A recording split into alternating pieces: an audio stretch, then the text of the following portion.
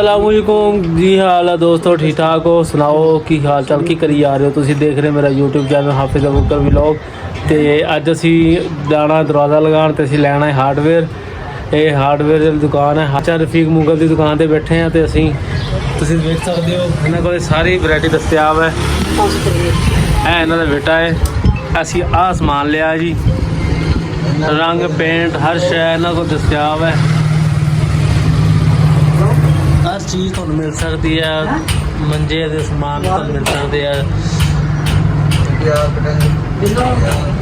Lab वगैरह टेंकी जाली हर शै तुहानूं इत्थों मिलेगी बिल्कुल जायज़ मुनासब रेट ते। सिंक वगैरह का भी तुहानूं मिल जाएगी वैरायटी।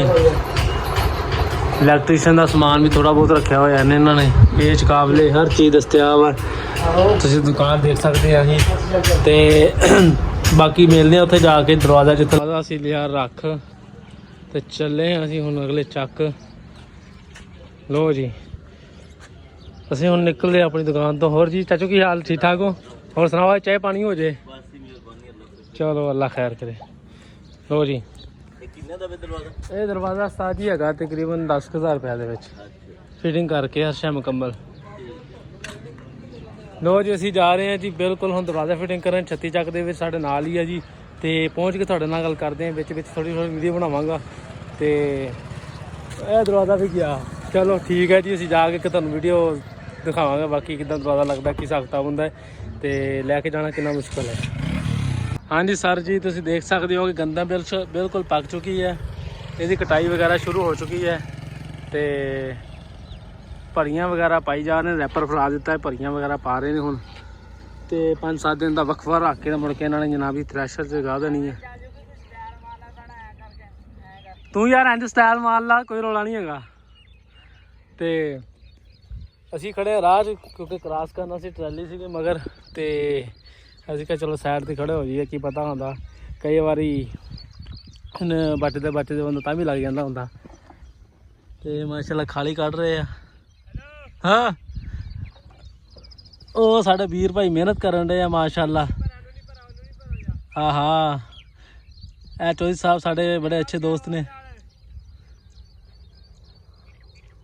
मेहनत कर रहे हैं माशाल्लाह। ओ उत्थे पैप पाना वा वाटर सप्लाई का, तो इस करके खाला कड्ढन दे आ। तो ठीक हो गया जी, असी चलते हैं जी हुण गांह। हुण चलते हैं गांह जी असी। टाइम बावा काफ़ी हो गया यार, धुप्प बड़ी चढ़ी जाती, सूरज भी बड़ा गर्म है। सूरज यार लेख नहीं होंदा क्योंकि 11 बजे का टाइम शुरू हो गया है। तो ठीक अगे जाके मिलते हैं सर।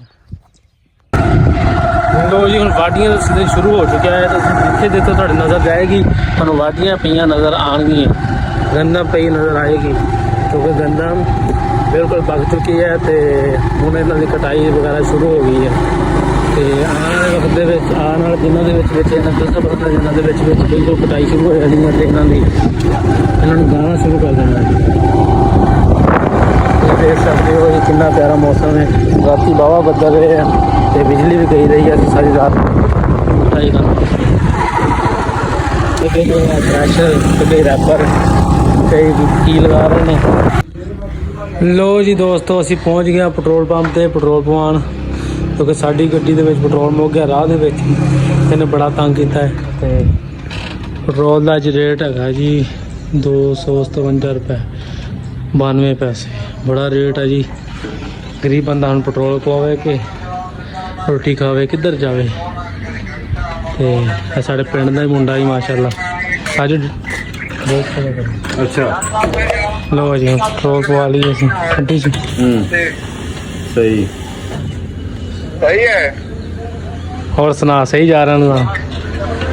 अच्छा लो जी पेट्रोल लिया पवा, हुण दईए असीं पैसे भी थोड़े ਜਿਹੇ ਕੋਲੇ। मैं कहा सवेरे लो जी बिल्कुल असी शक्ति करते छत्ती साहब का स्कूल कौंसल डिस्पेंसरी जिला ठंडे पता की कर। लो जी साजिया छत्ती चक के बिल्कुल करीब आ गए हैं। असीं दरवाज़ा लैके इत्थों मुड़ांगे, असीं सीधी सड़क ही जाना वा छत्ती चक। ਕਿਉਂਕਿ ਉਹਨਾਂ ਦਾ ਘਰ ਐਂਡ ਤੇ ਆ। ਉਹ ਟਾਵਰ ਬੜਾ ਵੱਡਾ ਪਿੰਡ ਆ ਮਾਸ਼ਾਅੱਲਾ। ਇਹਦੇ ਵਿੱਚ ਜਿਵੇਂ ਕੌਂਸਲ ਵੀ ਹੈਗੀ ਆ ਪਿੰਡ ਦੇ ਵਿੱਚ। ਤੇ ਲਓ ਜੀ ਸਾਡੇ ਬੰਦੇ ਅਸੀਂ ਜਾ ਰਹੇ ਹਾਂ ਜੀ।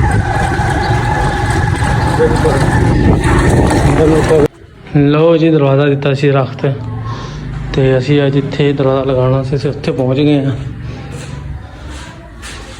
ਇੱਥੇ ਲਾਣਾ ਦਰਵਾਜ਼ਾ ਜੀ ਅਸੀਂ ਅੱਜ।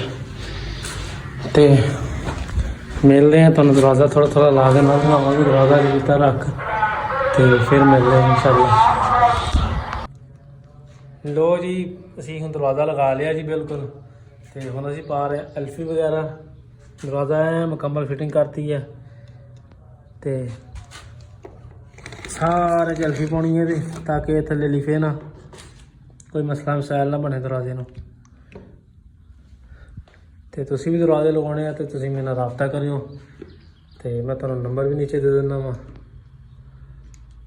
ਲਓ ਜੀ ਹੁਣ ਅਸੀਂ ਦਰਵਾਜ਼ਾ ਲਗਾ ਕੇ ਚੈੱਕ ਕਰਦੇ ਹਾਂ। ਉਹ ਲਓ ਜੀ ਦਰਵਾਜ਼ਾ ਹੋ ਗਿਆ ਬਿਲਕੁਲ ਫਿਟਿੰਗ। ਤੇ ਫਿਰ ਬਾਹਰ ਜਾ ਕੇ ਦਰਵਾਜ਼ਾ ਫਿੱਟ ਕਰ ਲਿਆ ਅਸੀਂ ਤੇ ਅਗਲੀ ਵੀਡੀਓ ਤੁਹਾਨੂੰ ਦਿਖਾਉਂਦੇ ਹਾਂ ਇਨਸ਼ਾਅੱਲਾ। ਫਿਰ ਬਾਹਰ ਜਾ ਕੇ ਕੀ ਹਿਸਾਬ ਕਿਤਾਬ ਹੈ।